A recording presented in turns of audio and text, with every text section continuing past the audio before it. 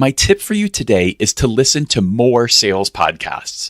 Obviously, I'm a big fan of the medium as the host of 2 different sales-focused shows, but I also listen to a lot of other shows as well. Not all of them are sales-oriented. Some are related to my industry and other interests I have. But for me, it's mostly about being able to make productive use of those times where my body might be busy, but my brain is free. And that's usually when I'm in the car or working out, although my Peloton is pretty all-consuming, so a little less while I'm working out these days. I'm also what's called a podfaster. I listen to almost everything sped up to somewhere between 1.8 and 2 times the normal speed, which means I can consume 80 to 100% more content in the same amount of time.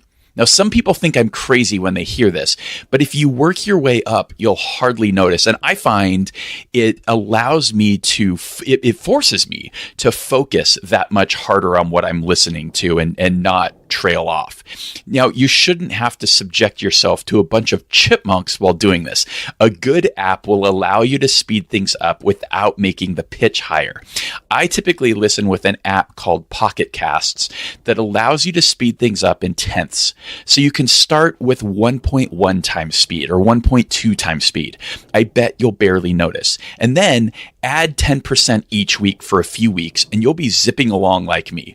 According to my stats in Pocket Casts, and I'll share this screenshot on the tips page at dailysales.tips/50, I've saved over 28 days of time doing this.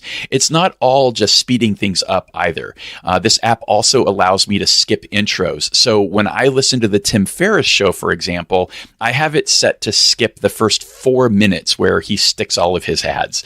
So with that little hack, you should have more bandwidth to listen to more podcasts.